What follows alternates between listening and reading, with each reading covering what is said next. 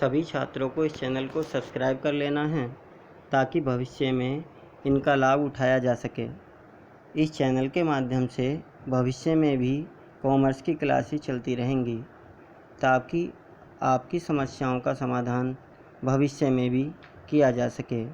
Chapter wise सभी फॉर्मूलों को तथा सभी समस्याओं को इस चैनल के माध्यम से प्रसारित किया जाता रहेगा। अब हमने इस चैप्टर में अब तक कितना पढ़ा है, इसको हम स्टार्टिंग से देखते हैं। रेशो एनालिसिस, अनुपात विश्लेषण, जिसमें सबसे पहले क्रियाशीलता अनुपात, एक्टिविटी रेशो। सबसे पहले हमने क्रियाशीलता अनुपात पढ़ा, एक्टिविटी रेशो, जिसमें हमने 5 पॉइंटों को पढ़ा है। Stock turnover ratio, debtors turnover ratio, average collection period, creditors turnover ratio, average payment period. जैसा कि हमें पहले से ज्ञात है कि एक्टिविटी रेशो को हम टाइम्स में कैलकुलेट करते हैं। Stock turnover ratio 5 times ideal ratio माना जाता है। सेकंड टाइम पर आता है लाभदायकता अनुपात, प्रॉफिटेबिलिटी रेशो। इसमें हमने 4 पॉइंटों को पढ़ा है। Gross profit ratio, net profit ratio, operating ratio, rate of return on investment. Gross profit ratio सकल लाभ अनुपात, नेट प्रॉफिट रेशो शुद्ध लाभ अनुपात, ऑपरेटिंग रेशो संचालन अनुपात। Rate of return on investment विनियोग पर आय की प्रत्याय दर। इन सभी की गणना प्रतिशत के रूप में की जाती है। इन पॉइंटों से कुछ छोटे छोटे क्वेश्चन हमारे सामने आते हैं, उन्हें भी हमें इंडिकेट करते रहना है। जो थ्योरी हमने अभी तक अपने पास लिखी है, हम उसे भी इंडिकेट करते रहेंगे। जैसे स्टॉक टर्नओवर रेशो का आइडियल रेशो कौन सा है, तो आपको पता है 5 टाइम्स आइडियल रेशो होता है। एक्टिविटी रेशो की गणना किस में की जाती है, तो आपको पता है टाइम्स में की जाती है। इसी तरीके से प्रॉफिटेबिलिटी रेशो कितने प्रकार का होता है, तो आपने कहा 4 प्रकार का। Gross profit ratio, net profit ratio, operating ratio, rate of return on investment. Profitability ratio की गणना हम किस में करते हैं, तो आपको पता है परसेंटेज में इसकी गणना की जाती है। थर्ड आता है लिक्विडिटी रेशो, तरलता अनुपात, जिसमें 2 पॉइंटों को शामिल किया जाता है। करंट रेशो, लिक्विड रेशो और क्विक रेशो। चालू अनुपात और तरलता अनुपात को हम इसमें शामिल करते हैं। दोनों की ही गणना अनुपातिक रूप में की जाती है, रेशो में की जाती है। और जैसा कि आपको पहले से ही ज्ञात है कि करंट रेशो का आइडियल रेशो 2:1 है। चालू अनुपात का आदर्श अनुपात 2:1, जबकि लिक्विड रेशो का आइडियल रेशो 1:1। तरलता अनुपात का आदर्श अनुपात 1:1 है। तो ये जो छोटे छोटे पॉइंट हैं, ये कहीं ना कहीं हमारे मल्टीपल चॉइस का हिस्सा बनते हैं। तो इन चीज़ों पर हमें थोड़ा सा फोकस करना है। जैसे कि आगे पॉइंट पे लिखा हुआ है, जन्मदाता अलेक्जेंडर वॉल। अनुपात विश्लेषण के जन्मदाता कौन कहे जाते हैं, तो अलेक्जेंडर वॉल जन्मदाता कहे जाते हैं अनुपात विश्लेषण के। Who is the founder of ratio analysis? Alexander wall is the founder of ratio analysis. यहाँ तक हम पढ़ चुके हैं।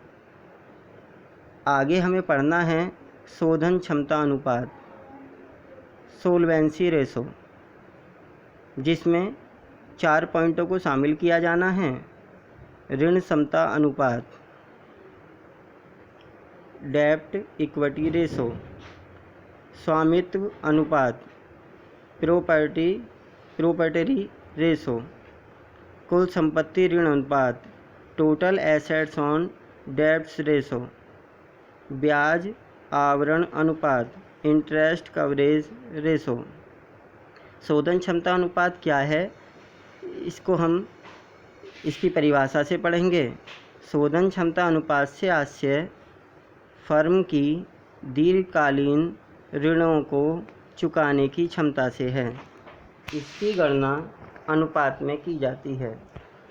इस अनुपात से ज्ञात होता है कि कितना धन व्यवसाय के स्वामी ने लगाया और कितना ऋण के रूप में प्राप्त किया। Solvency ratio means the capacity to pay the long term debts. It is calculated in ratio. This ratio is helpful to know how much money invested by him and how much out of the business as loan or debt.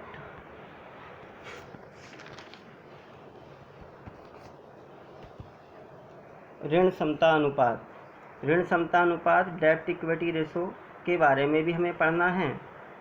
यह अनुपात दीर्घकालीन ऋणों तथा अंशधारियों के कोषों के मध्य संबंध व्यक्त करता है। यह अनुपात बताता है कि अंशधारी कोषों की तुलना में कितना कोष प्राप्त करते हैं। यह अनुपात व्यापार की आर्थिक स्थिति को बताता है। This ratio shows the relation between long-term debts and shareholders' fund. It tells us the business get how much money as a loan or debt on the basis of his capital and fund. It shows the real condition of the business. डेब्ट equity ratio के फॉर्मूले के बारे में पढ़ना है। डेब्ट equity ratio is equal to long term debts upon shareholder fund. Long term debts में किस किस चीज़ को शामिल किया जाता है? Debenture, bank loan, loan on mortgage, बंधक पर ऋण। यदि किसी संपत्ति को बंधक बनाकर उस पर ऋण प्रदान किया जाता है तब ऐसी राशि लोन ऑन मॉर्गेज कहलाती है।